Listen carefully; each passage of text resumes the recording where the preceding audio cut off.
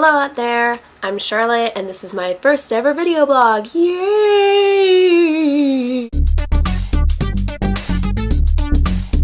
So today's subject matter is why I've waited so long to make a video blog.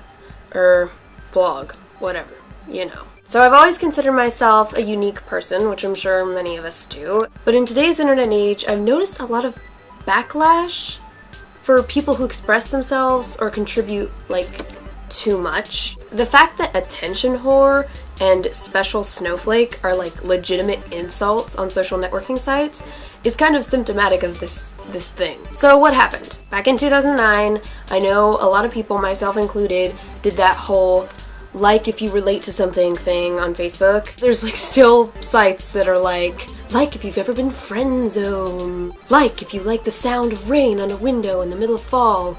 They're coming back to haunt me now, spamming me with stuff on my wall all the time, and I have to individually go and unlike the damn page. Anyway, then after that came the meme sites, where poorly formatted, badly drawn image macros were circulating around with stuff that people also related to or thought was funny. I'm sort of jumping around here, I'm sure there's other places that do other stuff, but after that, then there was the Tumblr text post, which is the new bonding over shared experience.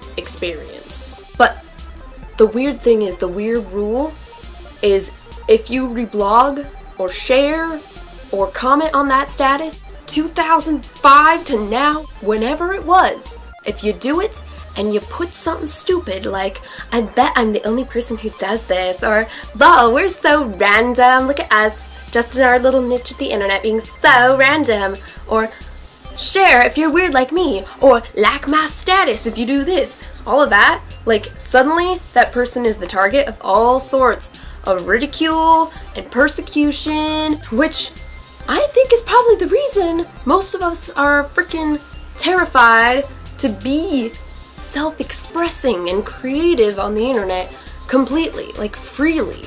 We're terrified to do that because we don't want none of them's haters coming up in our inboxes going, you're an attention whore. Don't you think you're such a special snowflake? You're what's the problem with the internet today? Oh my gosh, I can't believe you said that. You're so dumb. The human desire for a unique sense of self dates way back to our elementary school days, where I know I was in this friendly rivalry for years with this chick named Emily for the most artistic girl in class spot. But then you see, when you get out into the big ocean, the internet, with the big fish, suddenly that fear of being bland becomes exponentially more of a problem. Because suddenly you're losing yourself in a sea of like-minded people, which at first seem like, oh my gosh, this is so cool, I found a bunch of other people who are just like me. And then you're like, oh god, everyone's like me, what do I do? Who am I? You feel like this amateur version of what used to be you. This stifles a lot of young or amateurish creativity. And there really is nothing wrong with making amateur level stuff.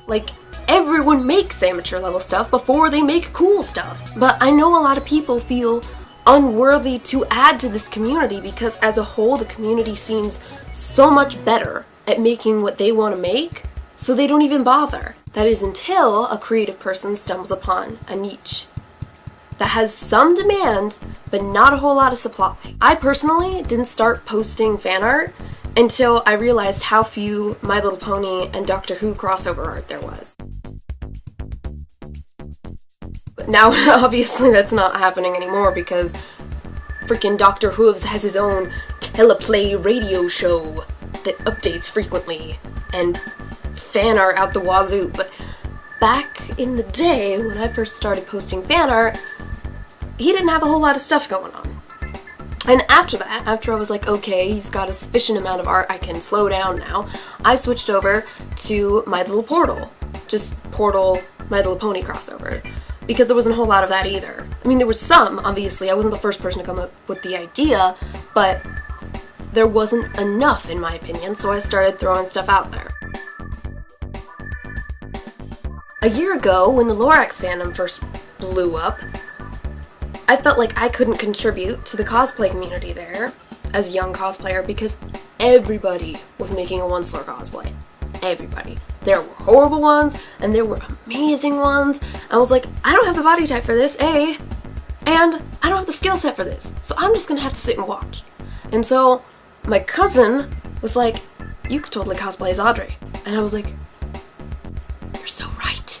And there was nobody else doing that. So I was like, freaking jump on that bandwagon. And there's still only like, I've only seen like 3 other Audrey cosplayers. So it's like, that's a niche. Popped right in there, and suddenly I'm the best in there. I got a freaking ton of notes, I got a bunch of reblogs. People started following me specifically because of that cosplay. Like, that was how big of a deal it was. And now I'm making a video about this subject because nobody seems to be talking about it, really, and I had the gumption. So, here we go. First vlog, right there. What do you think? Is there a solution to this problem? Is it even a problem? Is it the community's job to be nicer to people who are just starting out and more encouraging and tolerant? Or is it the individual creator's job to actually find a niche that requires their skills and only put stuff into that? What do you think? If you have questions or ideas for future episodes, leave them down there in the bassi down below. I'll be putting out more commentary on life and stuff of that nature. I'll do a summary video about me and what I'm planning to make this vlog all about later on when I've got a couple more videos so you kind of understand what's going on. Subscribe if it takes your fancy, and hopefully I'll see you soon. Bonnie, you opened the door. Bonnie, open the door. Bonnie, you weren't supposed to open the door. She opened the door. My cat just opened